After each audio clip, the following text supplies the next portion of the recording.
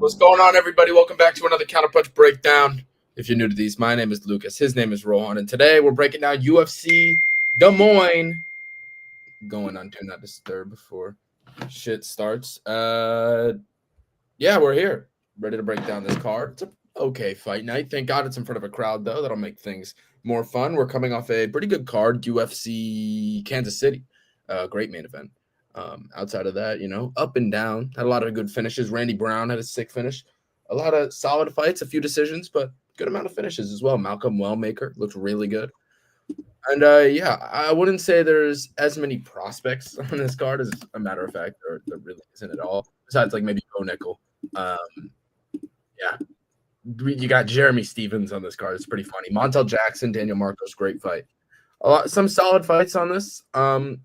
And some shit fights, but we're going to talk about everything. Some of these we're going to speed through. I'm just going to let you guys know right now. Julian Miller, Ivana Petrovic, we're going to talk about for 5 seconds, and we'll start there soon. Dontel Mays, Thomas Peterson, we're going to talk about it for 5 seconds.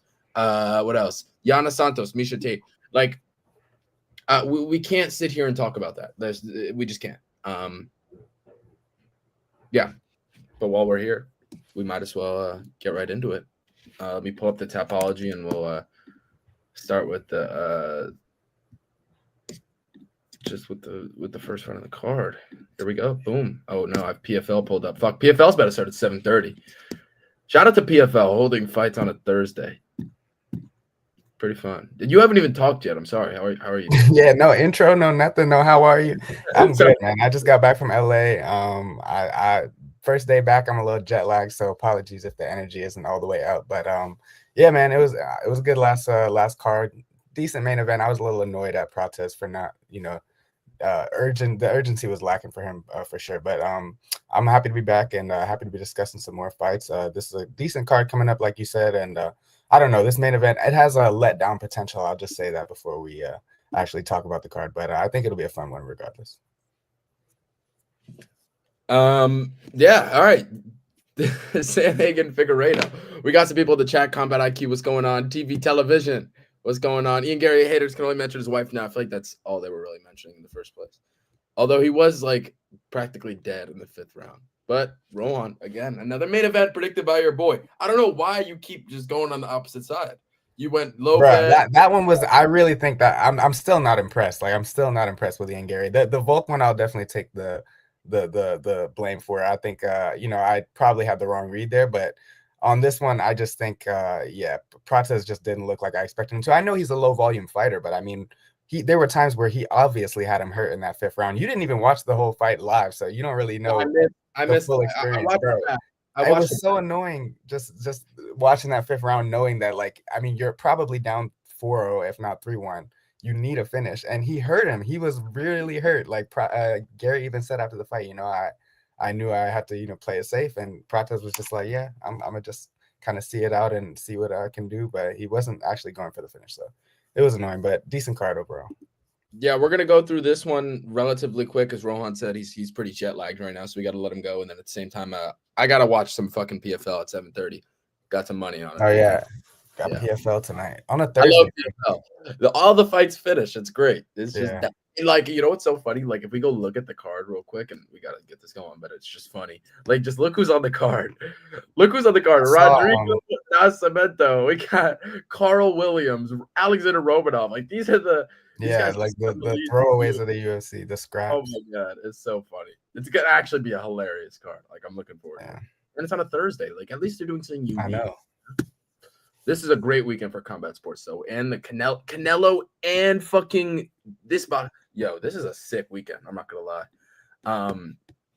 Yeah. All right, let's do it though.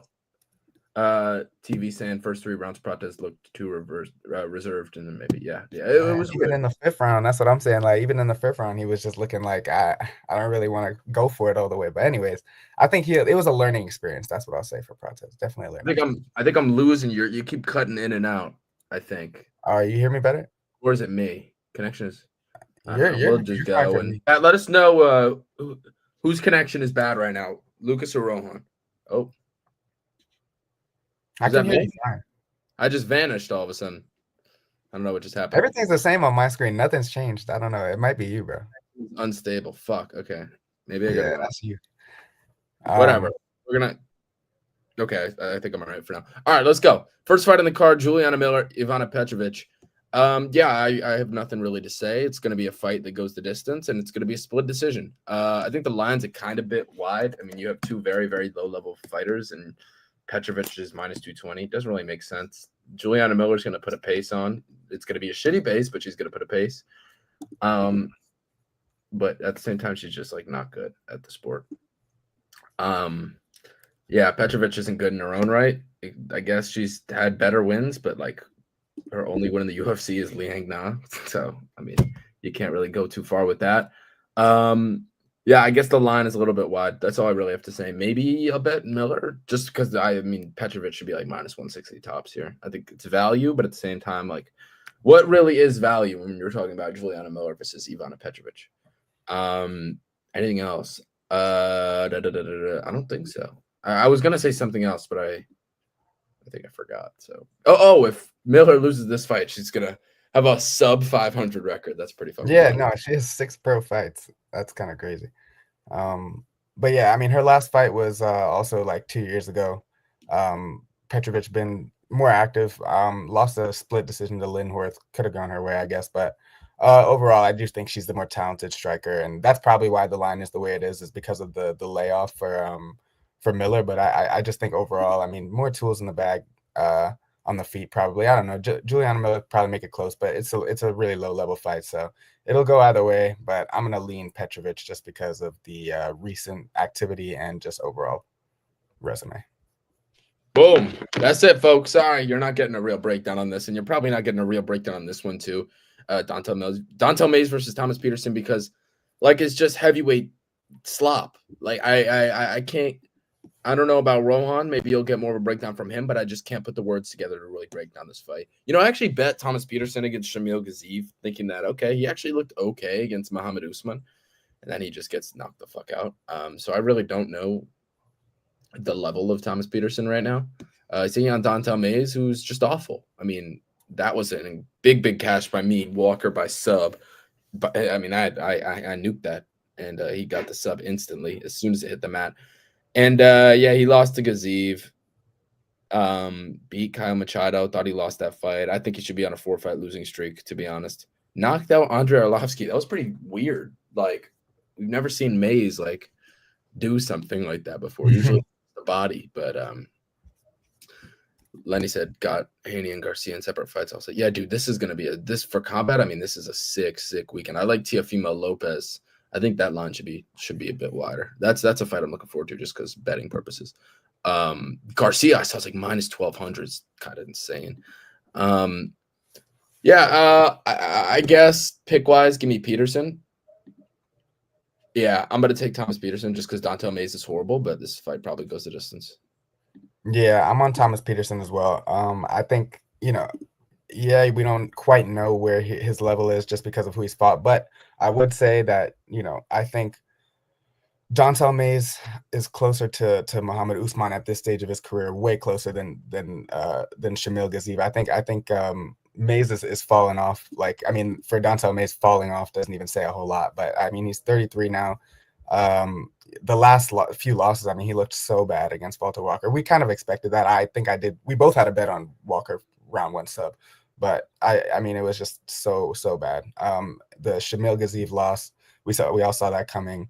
I I mean, really, it's just gotten progressively worse and worse out of Dontel Mays, and I think you can't say the same for Thomas Peterson. I know the loss against Gaziev doesn't look all that great, but it was a decent step up from Usman to Gaziev. And I just think that the wrestling is going to be the biggest thing in this fight. If Thomas Peterson, is using the wrestling, if he is trying to make this fight dirty and hold Mays against the cage, we've never seen Dontel Mays have any sort of success defending takedowns, getting out of the clinch, doing anything like that. That involves any sort of wrestling knowledge. So I just think that if Thomas Peterson plays this smart, it's going to be an easy win for him. Otherwise, maybe if he plays it on the outside and Dontel Mays is just kind of throwing these big bombs, one at a time, then maybe he ends up landing one. But I do think that Thomas Peterson is going to be more active and will get the decision win. Boom. Not really. I'm not betting on it, though. No shot I'm betting Peterson minus 300. And Mays is just awful. So I think Peterson, unlike the first fight we talked about with Petrovic and Miller, I do think like that's legitimate. Probably like a 52-48 fight in favor of Petrovic. This is probably 60-40 Peterson. So although I do feel like the line is probably a little bit wide, I mean, Dontel Mays is not value regardless how you play it. All right, next we've got Gaston Bolaños taking on Quang Lee. This is a weird one because Quang Lee, he made his debut on short notice against Chris Gutierrez, like kind of put up a fight, I think 1 round. And then he just looks awful against Long Zhao. I mean, awful, but I don't think Long Zhao is like that bad. So it's really tough. I have a pretty shit read on this guy, to be honest. He's taking on Gaston Bolaños, who I bet him big at plus 200 against Cortavius Romeus cash big time. 3 units on that. I usually don't put that many units on a dog, but man, Cortavius just looked completely shit on the Contender Series, and Bolaños goes out there and does his thing at big plus money. Got taken down a lot, but on the feet did his thing. But the fact that he was able to get taken down like at will by Romeus, I think Quang Lee should be able to get this one done. I mean, something was wrong in that Long Zhao fight. I think he's a much better fighter than that. He showed to be much better in the LFA. I think Quang Lee will probably be able to get takedowns here. Bolaños is a dangerous striker, but I mean, if he's not finishing Cortavius in that spot, I don't think he finishes Quang Lee. I don't think he's got the power like Long Zhao does. And there was just something weird about that Quang Lee Long Zhao fight. FBA saying Topuria is going to win this. Yeah, Bolaños looks just like him. But I do think dog money on Lee is not bad. Plus 118 right now on BetUS. I mean, plus 115 on Bovada. Plus 117 on Bovada. I actually might bet that now that I speak it out loud. I do think Quang Lee will probably be able to get a few takedowns here and will probably win a decision. Again, if there's a finish, maybe it's on the Bolaños side, actually. I do think he might have the slight finishing upside just because what we saw from Quang Lee in his last fight. But this should be a good spot for Lee to get his first win in the UFC just because Bolaños' takedown defense is just shit. You have anything about this? I know you didn't tape some. Yeah, no, I did a little bit before we started, and I think where I'm leaning is also the Quang Lee side, and it's just because I expect a wild pace in this fight. I think you touched on that. Both of these guys kind of throw caution to the wind and just go for it, But I think Quang Lee to a greater extent, which might favor Bolaños in some exchanges. I do like his leg kicks a lot. I think he has a good kicking game from a distance, but I just worry about him when it becomes a close quarters fight. We saw against Marcus McGee. I mean, he got slept, and that was really bad. Yeah, but he looked good against Aaron Phillips and did look good, although he didn't finish Romeus. He looked good. I do think that Quang Lee is just going to dig deeper, though. That's where I worry about. I think later in the fight, the Marcus McGee knockout happened after a little bit of accumulation, in round 2. Middle of round 2, kind of where he kind of just expended all his energy in round 1, empty the gas tank. That's what the pace Marcus McGee kind of puts on you, and I think Quang Lee kind of does the same thing. So especially if he mixes in the wrestling, I think he'll probably just wear Bolaños out over time, and maybe Bolaños has some early finishing potential, but the later it goes, I see Lee kind of just establishing more control of the fight. So I'm on Lee as well, just slightly, but I think he has more ways to win. Yeah. Completely agreed. Betting line's probably off. Should be a slight favorite Lee, minus 125. Yeah, I'll probably bet Lee as the underdog here as soon as the stream ends. By the way, folks, if you want all of our bets, this is a huge betting weekend for Combat Sports. Just click the link in the bio if you want access to all of our social medias as well. We post our fun little short reels. Go drop us a follow. I'm sure all you guys have come from there, though, so probably are already following. like my boy FBA, like my boy Lenny, like my boy TV. Shout out to you guys. All right. Shout out to the 16 people in here between YouTube and Twitter. We appreciate you very much. This is going to be a shorter one because Rohan and I got to go places, but we're still going to give our insight on each and every fight, probably outside of the Yana Santos and Misha Tate fight. What the fuck is that? I couldn't believe when I saw her name or what's his name? Is that fight off? Oh no, it's right after that. Jeremy Stevens, bro. It's 2025. We'll get into it. We'll get it. We'll definitely get into it. Marina Rodriguez, Jillian Robertson. I might bet Rodriguez here. I mean, Robertson probably wins. She's got the upside with the grappling, and Rodriguez is just shit on the ground. But like, look at the tail of the tape. I mean, only a 2-inch reach advantage one. But on the feet, at the end of the day, it is a wash on the feet as well. Like Rodriguez is a significantly better striker. I feel like there's a chance that her footwork might be a little too much for Robertson, and she can make this close on the cards. So I don't mind like a Rodriguez decision play. What can I get that at? Rodriguez by decision. Plus. You might as well just play the money line plus 245. Yeah, I think Robertson should probably be around like minus 200, not minus 300. And I think Rodriguez is a really good striker. We'll see. We'll see if Robertson's able to mix in the wrestling and like really dominate. This is a test. This is a test. I mean, if she can dominate this one, I mean, it would be pretty impressive. Give me Jillian Robertson pick wise, bet wise. I'm probably gonna bet Marina. Probably. I'm saying Bolaños by KO. Yeah, I can't get behind that. I mean, the takedown defense is just god awful. And I bet Bolaños big at plus 200 in his last fight. But I just think if Kwang Lee is just like, if he shows up, like not like he's methed out or not like he's drugged out of his mind, like in that last fight, he should get it done. But let's let Rohan go. You got anything to say about this one, Rohan? Yeah, definitely. I think Jillian Robertson all day, every day in this spot. I don't see any other outcome. I'm not going to lie to you. Your track record on I might just take a shot bets. It can't be that good, my man. I can't be that good. I'm just saying there's a reason why it's like I might take a shot, and maybe it's worth a shot because of the line. But I mean, Marina Rodriguez, taken down 3 times by Lucindo, taken down by Andrade, taken down by Waterson Gomez before she finished her, taken down 3 times by Jandaroba, taken down by Amanda Lemos, taken down twice by Jianan. She's taken down in every single one of her fights. The streak keeps going all the way back until Tisha Pennington back in 2019. Since then, she's been taken down at least once in every single fight.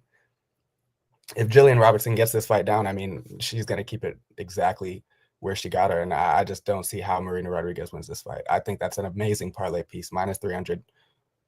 If it's probably going to get bigger. I mean, I just don't see any path to victory here for you can't parlay this fight, bro. Like, I really think so. I just told you the stats, man. Like, can you tell me if Marina Rodriguez gets taken down, is she going to get back up? Is she going to get back up? Probably not. But at the same time, who is Jillian Robertson faced of the caliber of Marina Rodriguez? But it's a different Marina. If this fight was made 2 years ago, oh my God! First of all, the line wouldn't be close to what it is. And no, she's always been ass on the ground, to be honest. No. But that's what I'm saying. She's always been ass on the ground, and you're adding the fact that now she's, in a state where she's looked like a little more washed recently. I can't help but say it. I'm a big fan of Marina Rodriguez. I know what she is when she's on, because that 4-fight win streak that she had from 2021 to 2022, where she took out Hebos, Dern, Yan Jianan, and Waterson Gomez back to back, she looked really good in all those. But then, I mean, she's getting into the grappler territory. Since then, it's been, Lemos, Jandaroba, Andrade, Lucindo, all ladies that can and will put you on your back, even Waterson Gomez. And she's won one of those fights, and it's because Waterson Gomez. I think Robertson is trending in the other direction, even though she's 29. She's not even hit her prime. I really think Jillian Robertson, we've seen her round into the fighter that we thought she could become, like when she first came onto the scene. She's been in the UFC since 2021 now. She's got so many fights under her belt, progressing at a very reasonable pace. And I think this is a sensible next step for her, a fight that makes a whole lot of sense given where Marina is at this stage. This is a test that she should pass. She should pass with flying colors, and I'll pick her to do that. But yeah, there is the off chance that Marina, with her big striking advantage, could catch her. I just don't think it's going to happen. I really don't think it's going to happen. Yeah, I mean, where I'm looking at it is I just feel like Robertson's never faced against a caliber striker like Rodriguez. And in this matchup, I do think that like footwork is going to matter. Like if Rodriguez can really use her footwork, stick with the jab. I mean, we saw Rodriguez fight, what's her fucking name? Jessica Andrade. I thought she won that fight, honestly. And that was a close one. I thought she won that fight, and I bet her. But so again, Andrade is another one where it's like she's kind of also trending in that same direction as Rodriguez. Yeah, but Andrade still, she's still a beast, dude. She is 38. She's also more physical than Jillian Robertson, which is, I don't know. I just think this line's a little bit wide. I wouldn't parlay Jillian Robertson personally, but obviously she has a path to victory here, so I can't really. I'm not going to sit here and fight you that much. FBA saying, he says, thoughts on Atlanta card. Going to be the first one, first card. That's fucking, bro. I'm telling you, Rohan will tell you himself, that first UFC card, it's like, there's nothing like it. When you walk in, my first card was UFC 268. When you walk in and just feel the atmosphere, it's off the charts, bro. Going to the fights, so much better than watching over the screen, I'm telling you. So, yeah, that's going to be sick. Who's on that card? Yeah, I'm trying to see right now. Buckley, right? Buckley. Usman. Oh my gosh, really? That's a great fight. Oh my god. Yeah, it's a banger. Probably goes the distance. Oh, I love that. It's gonna be just a war, all out war, because that's just the stage that Usman's at right now. He's like, I'm just gonna fight these guys and see where I'm at. But Volkov Almeida was supposed to be on it, but it fizzled. Michael Chiesa's on there. Oh my God, Mansour Abdul Malik, Cody Brundage. That's a meme. Enjoy that one, buddy. Enjoy that one, FBA. Malik's gonna kill him in 30 seconds. Cody Durd and Jose Ochoa. That's a fucking banger right there. Yeah, there's some good fights on here, man. Yeah. All right, let's move on. Shout out to you though, FBA. That should be fun. What we got next though? Let's move on. This is a tough one. Azamat Bekaev, Ryan Loder. Yeah, it's weird because I think this line is just absolutely fucking horrendous. In what world is Bekaev minus 400 here? He beat fucking Zach Reese. Oh, I bet him at Zach Reese against Zach Reese at plus 100. Ryan Loder would shit on Zach Reese. What the fuck are we doing here? This line is ridiculous. I mean, Bekaev probably wins a close decision, but Loder is not bad at all. I mean, he gets on tough, right? They're gonna make me click his fucking name because they don't show exhibitions. He beats that guy Tom Teokaris, just steamrolls him. Then he fights Omran Shaban, who I don't think is bad and shows off some solid striking.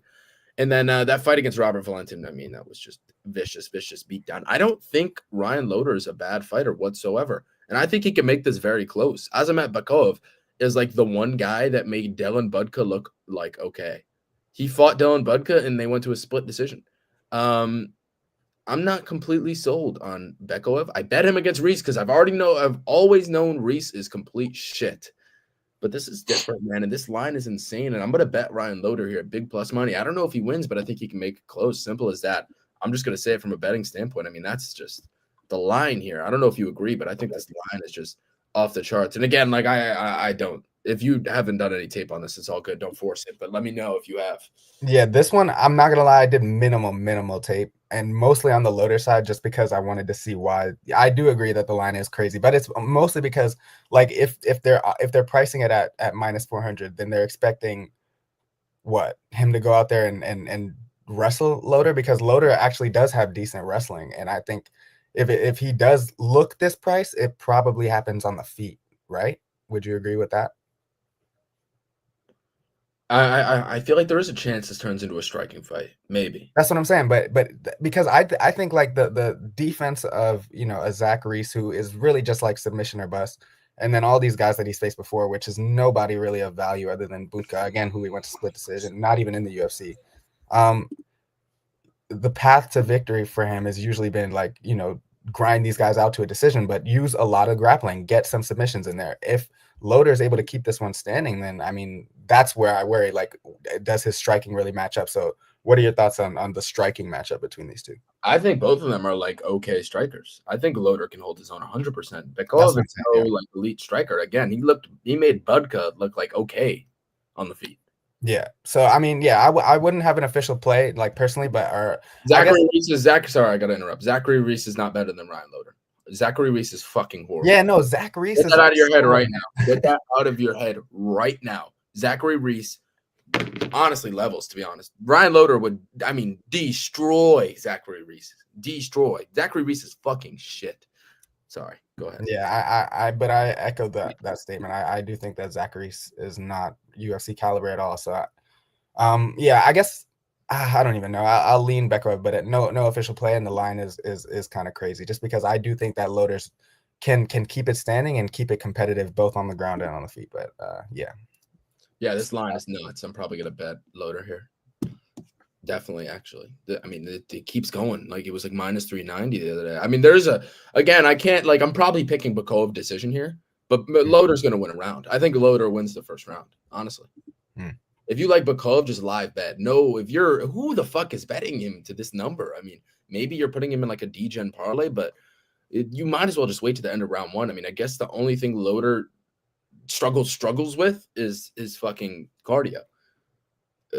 But it's not like Bekov is like, it's not levels here. Really, it isn't. I think if you like Bekov, you take him live after round one, but I think Loder can make this close. I think he can maybe win round two. I don't know. We'll see. I think he can make it really close, though, and this line is just ridiculous. Next, Yana Santos, Miesha Tate. Not going to say a lot on this. It's going to be Miesha Tate wanting to get this fight in the clinch and then just chain wrestling her. I think Yana Santos is kind of stupid. I think she'll engage in Miesha Tate's world. Let her clinch her. Although, Miesha Tate really hasn't done fucking shit since coming back. Like, she beat Renault. She really hasn't. She beat Renault, who, like, retired after that fight. And she beat Avila, who's horrible. Lost to Murphy. It's also so spread out. Like, it's a weird one, man. It's weird. It's been over 2 years since that Avila fight. So this is no, a year and a half. Excuse me. But still. Yeah, this is a weird one. Yeah. How can you feel confident in either side in this fight? I don't even know. Maybe Tate wrestles her. This is going the distance, in my opinion. I don't know. I just feel, Santos was like pregnant a year ago. I don't know. It's a weird one, man. It's a really, really weird one. I don't know. Who do you go? It's probably the best. It's probably the best matchup that she's seen for her, just because Ketlen Vieira, she can kind of hang everywhere. Lauren Murphy's just tough. She's just durable and tough and will keep coming forward and annoying you. Avila, I don't think she's ever really been on, any sort of level near Miesha Tate. And Santos doesn't have any ground game. So this is probably a favorable matchup for Miesha Tate. And I'm leaning Miesha Tate, but just having a confident play on either of these ladies would be very scary, just because, like you said, the layoffs with Tate, and then Santos was pregnant recently, and she's kind of just been slowly working her way back into shape. Also fought Ketlen Vieira around the same time, but since then, losses to Irene Aldana and Holly Holm, two washed-up fighters. Lost to Carol Rosa, another washed-up. I remember that one. I had Rosa in that one. And then a win over Chelsea Chandler, who everybody should be beating. So, I'm going to lean Miesha Tate, but not by a lot. Yeah, I don't care about this fight. I'm not betting it. Next, I'm probably going to take a shit during that one. Go do something. Maybe go to the bar. Or, I don't know, food? Anything else. Anything. Next, we got Jeremy Stephens versus Mason Jones. I think Mason Jones is going to, steamroll Jeremy Stephens. Stephens, why did he leave BKFC? He had something really, really good going for him. He looked unstoppable in BKFC. And then he comes back to the UFC. I think it's in his hometown, so I kind of get it. He hasn't been in the UFC since when? 2021. Yeah, I think Jones submits him. Round one, round two. Jones, if he shoots takedowns here, it's over. Over round one. He's going to sub him. Jones is good. He's good. Yeah, I don't know why the UFC cut him, but he spent some time in the Cage Warriors, came back. He should beat Jeremy Stephens here. This isn't BKFC. Stephens also in the big octagon now. He's going to take some kicks. Hasn't fought MMA in, 2.5 years. Yeah, what's the line?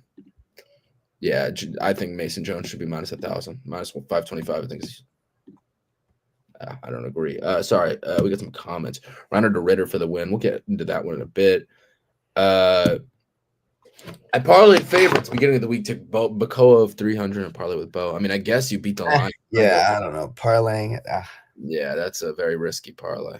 I love Bo, though. They probably both win, but it's going to be a fucking sweat. Yeah, it could be like it.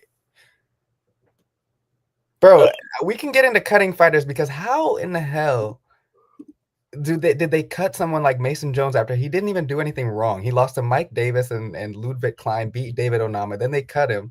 But they still got like, what's that girl? Andrea Lee had like 5 losses in a row and she's still in the UFC. Like all these heavyweights that are just like in one of the most shallow divisions in combat sports, they get cut like it's nothing. But I just don't understand where they draw the line for some of these fighters and why it just seems so different for some fighters. Like you gotta, I don't know. Like, I don't know. Anyways, I'll just continue on and talk about this one. I do think that Mason Jones gets it done. It's 2025. There's a few of those fights on this card that I guess, you know, I'm a big advocate of it's 2025. We can't be betting on these grandpas and these grannies, and Misha Tate's in that category, but I do think the matchup's a lot better than for Jeremy Stevens here. I mean, no. He's not winning this fight unless Jones decides to stand and bang with somebody that was just leaving bare knuckle boxing, which would be like the lowest IQ thing you could do. So yeah, if he shows any sort of fight IQ, he'll take him down. Jeremy Stevens never had any takedown defense, will never get any takedown defense. And yeah, it's been freaking 4 years since he's been, you know, a relevant UFC fighter. So yeah, big favorite, and he should be for that. Mason Jones. Agreed 100%. FPS I'm going with the hardest one hitting. I'm the hardest one hitting 145 in here. You don't know my name? That was the best press conference ever. Who the fuck is that guy? That's the only thing I know Jeremy Stevens from, bro. I swear. And then being absolutely obliterated by Calvin Kattar. Do you remember that, Lucas? Were you a UFC fan back there? That was disgusting. So that elbow. Oh my god, that was beautiful. But yeah, no, Jeremy Stevens does not stand a chance. He's not winning this, brother. Sorry. Let's move on. By the way, FBA, we talked about this earlier. It's kind of fucking hilarious that they're on the PFL. And Romanov and Nascimento just fought like 4 or 5 months ago. We got my boy Cole. What up, Cole? All right, let's move on. Next up, we got Cameron Smotherman, Surrey City. It's a weird one. It's a very weird one.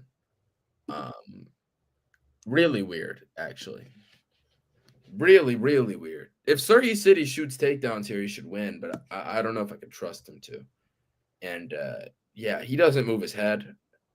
Smotherman's his 1-2s are gonna be right there. He's coming off a good win against Jake Hadley. Remember that, Rowan? I bet him what? Yeah, but Jake Hadley was an idiot. I bet him plus 400. Remember that? I know, but Jake Hadley decided not to try to wrestle, which if Surrey City does the same thing, then they're just both in the same category of dumbasses, because there's one route to victory that you have to look to exploit against Cameron Smotherman, excuse me.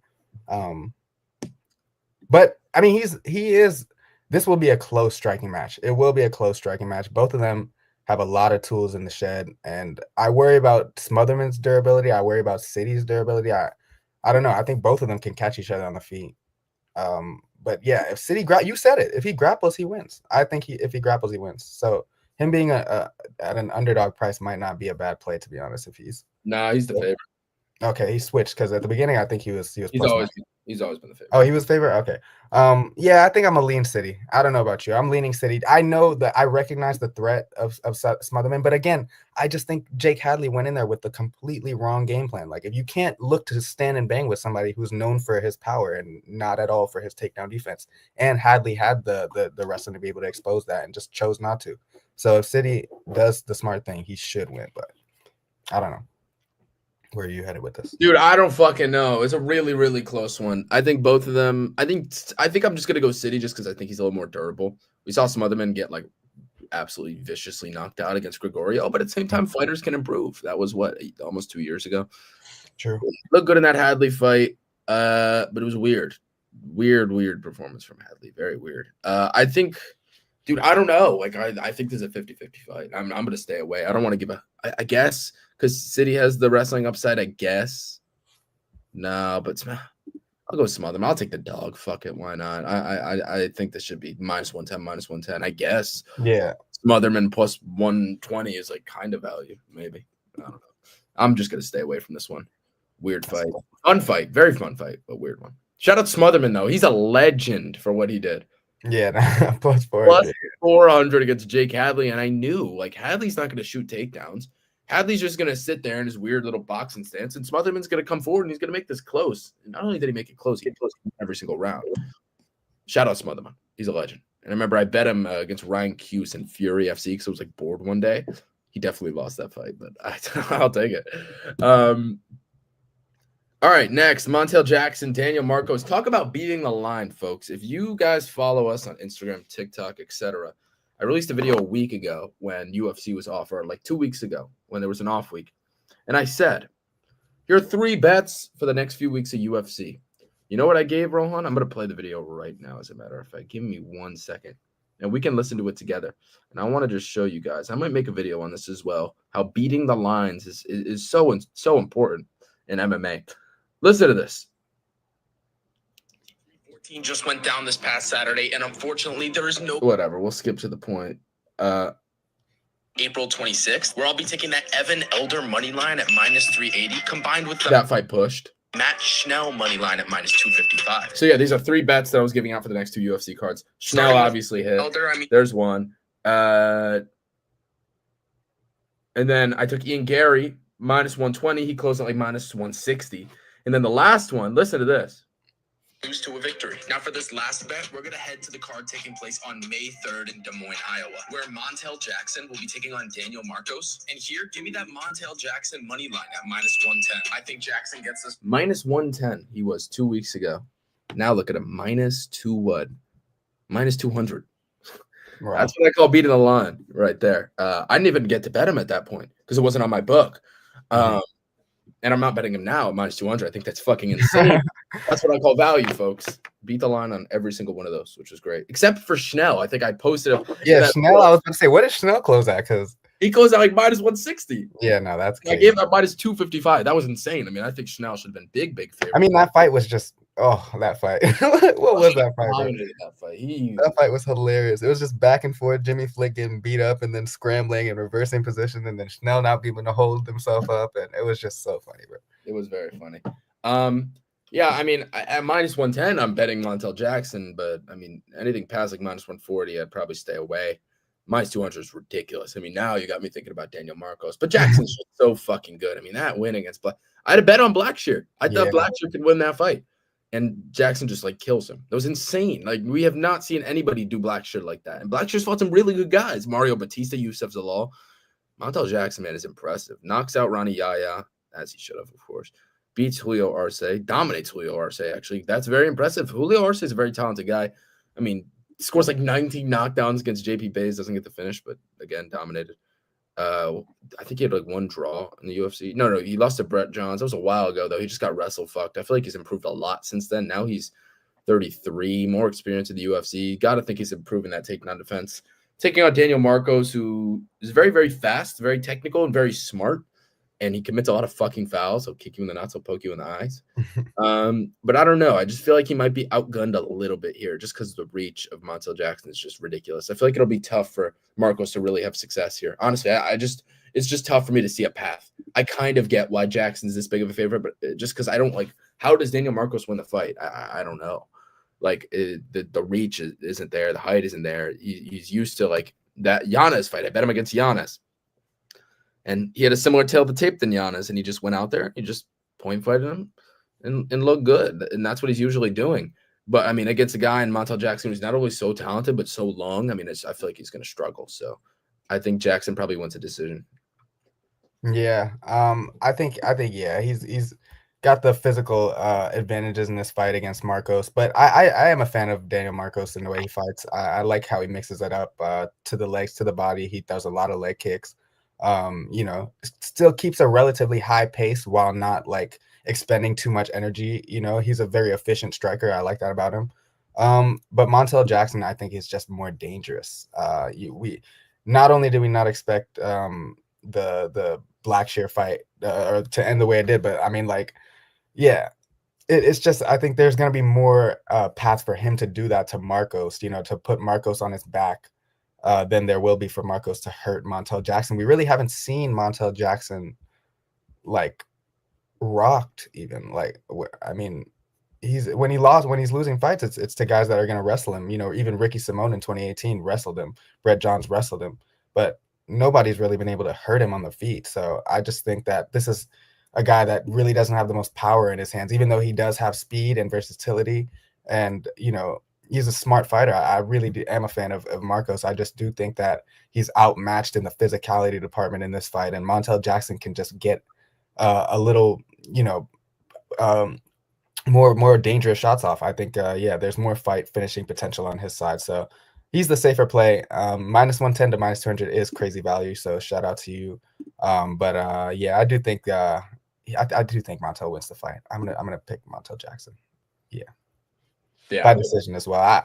I think it'll be high pace at times, and then if Marcos gets hurt here and there, he might look to slow it down, which won't favor him. Like, he does have to keep that pace up to look good in the judges' eyes, and I think there will be times where Jackson has him on the back foot and just hurts him here and there. So yeah, I'll pick Jackson.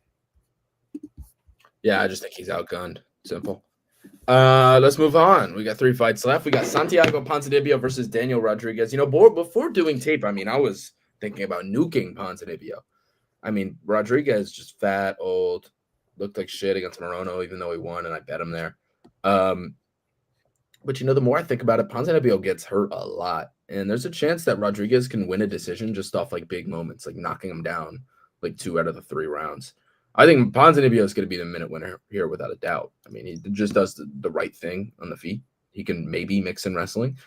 But, I mean, Rodriguez hits hard. It's going to be a close fight. It's going to go the distance. I'm probably going to stay away. It's the volume of Ponzinibbio versus the big moments of Rodriguez. Whoever you want to side with, that's up to you. Probably pick Ponzinibbio just because the volume. And Rodriguez looks shit. And Ponzinibbio actually didn't look awful against Carlston Harris, but he did like almost get finished in round 1. Yeah, it's a 50-50 fight. I'll go Ponzinibbio though. I'm not betting it. Probably fight goes. What's the fight goes? Fight goes a distance. Probably insanely juiced, right? No, -200, -175 on Bovada. I don't mind that. Probably won't play it though. It's probably a little too much for me. Go ahead. Yeah, I do. This is not a fight that I'm looking forward to at all. I just think that this is the split decision waiting to happen. I really don't know which side I'm leaning. There's negativity on both sides surrounding these fighters. I just think Ponzi's old, and I mean, what's he really done? He's beat Morono. You gotta beat Morono, and then I mean, he knocked out Carlston Harris, which that's a decent one. But I mean, I guess you could say who Ponzi's faced recently has been a lot higher level. I mean, he's still fighting, but he's losing pretty. Actually, no, but that's 2021, 2022, those fights against Pereira and Neal. I think he's dropped off even more since then, a lot more actually. And yeah, this is just one of those fights, man. It's gonna go back and forth up until the final bell. I really don't see anybody getting a finish. If you're not finishing Alex Morono, you're not finishing Ponzinibbio. So I think Ponzinibbio by decision is gonna be my lean here, but oh my God, I'm not excited for this one. Not at all. Yeah, I stand with you. Pretty shit fight to be on the main card. I just don't. Who does the UFC think these guys are? Yeah, I don't know. I just think this Ponzi's was good back in the day. Like, I prefer anything. Okay, there's not actually, now that I think about it, there's not a lot of better options on the prelim to go on the main card instead of this, to be honest. All right, let's move on. Briner de Ritter versus Bo Nickel. A weird one. De Ritter cashed for me huge in his last fight against Kevin Holland. A lot of fighters on this card have just cashed for me. Shout out to these guys. Him, Smotherman, Bolaños. But this is a weird one for him, just because Nickel is fucking physical as hell. But I do feel like we've seen De Ritter. He lost a bunch of moments against Gerald Mearshart. He was getting outstruck. I think Bo Nickel can outstrike De Ritter. On the feet, I think Bo Nickel's going to probably cook him, as a matter of fact. But am I crazy for thinking that if this fight hits the ground, De Ritter might be better?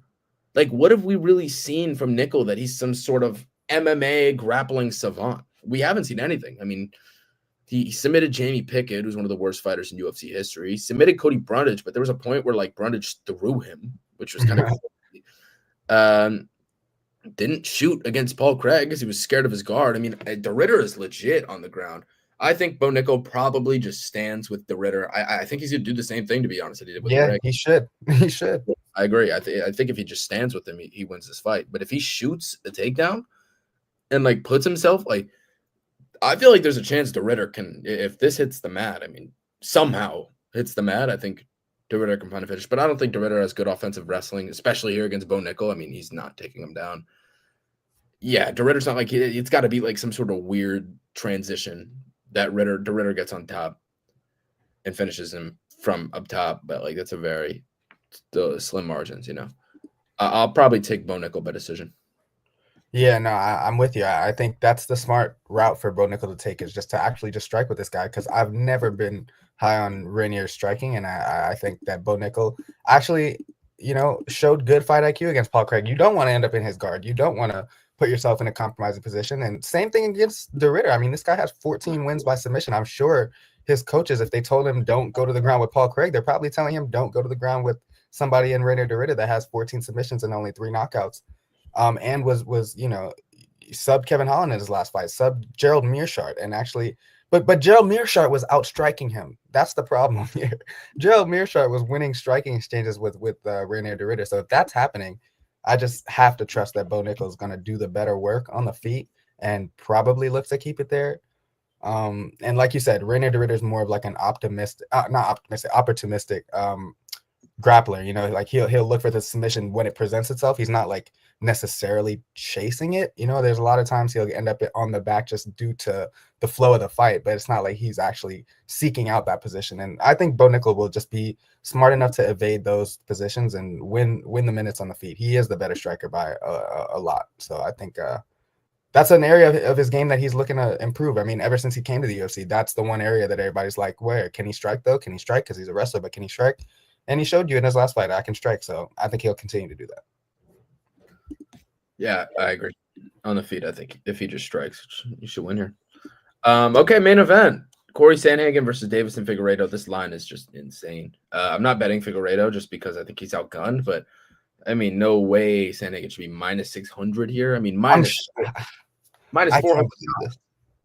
What happened to the sport that I love where like in my mind, this is such a freaking fun fight, but then I see that line and I'm like, whoa, It's I don't know. It's insane. It makes no sense. Yeah. But like, if one of these guys were to I don't know. I mean, I can't even say that. No, it doesn't make any sense, bro. It doesn't make any sense. Corey Sandhagen, the only time he got finished was by who? Aljo. And how'd he do it? He got to his back immediately. And hey, man, Figgy has good back takes. We've seen it time and time again. He did it against Cody Garbrandt. He did it against freaking, what's his name? Benavidez back in the day. This guy is a dangerous grappler. I understand all the problems on the feet. He's not a volume striker. Sandhagen will have the advantage in the volume department, no question. But, I mean, Corey Sandhagen, when he's actually fighting wrestlers and grapplers, even Petr Yan doesn't categorize as that. Rob Font doesn't categorize as that. All these guys have actually very similar opponents. Marlon Vera doesn't categorize as that. This is the first time in a while that Sandhagen is fighting somebody with the grappling expertise as Davison Figueiredo does. So I don't know, man. Yeah, the line is a little crazy. I don't know where I'm leaning though. I probably would just lean Sandhagen to just be the smarter guy and win 5 rounds by just out striking him. But minus 600 is crazy. I would have never guessed that those would be the odds prior to this one. But where are you leaning? Like, who do you think? Sandhagen's gonna probably. Yeah, I mean, that's the problem. Maybe 4-1. Figgy drops him once, which I could see happening.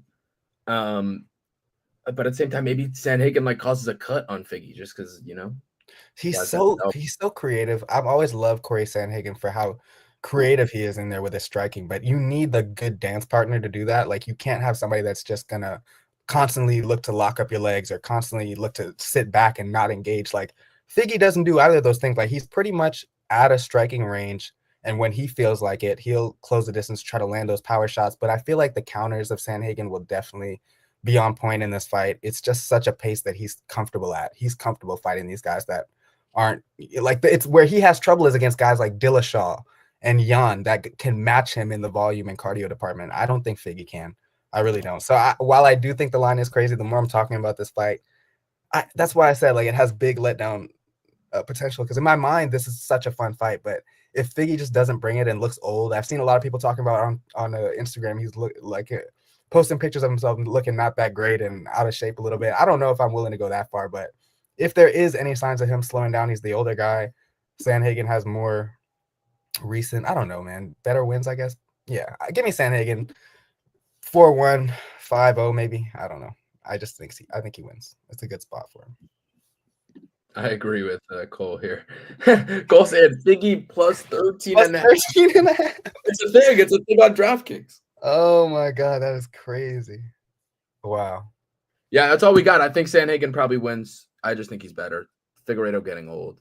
I know he's at 135 now, but still the weight. There's something to be said about the fact that his power has translated. Like he knocked down Vera. He's had a real, hard. nice run. He hits really hard, but I don't know, man. Sandhagen's just so smart. I love Sandhagen, but I'll pick Corey. I don't know. Fun fight, fun card. Des Moines. They never go to Des Moines. I like it. You should go. I'm going to freaking 316 with my brother. You better be there. Cole better be there. I'm trying to see everybody there. Huh? Thanks for the invite. Hey, man, you got it anytime. It's going to be a fun one. Sean O'Malley. I got my invite last year. I didn't get my invite this year. Bro, you were talking about that feeling of being to your first UFC card with FPA or my boy. And bro. my brother got to experience that, so I'm bringing him with me. I don't even know if it'll be that great of a card because the main event has another one with a lot of letdown potential. If O'Malley is just like, I can't do this. I can't do this because Merab is just. This is the second time I'm gonna see Merab live too. But the first time was entertaining against Umar. I mean, that was a fun fight no matter what. So hopefully we get another one, but I'm excited for that. All right, folks, that's all we got. Hey, didn't forget outro music. Thank you guys for tuning in. Maybe a parlay stream tomorrow. I don't know. It's just not a good betting card. It's going to be a game time decision. Yeah. But thank you guys. Any final words? Hey, enjoy the PFL. Go Knicks. We're closing it out in Detroit today. I don't care if you don't watch basketball. Knicks in 6. That's my final words.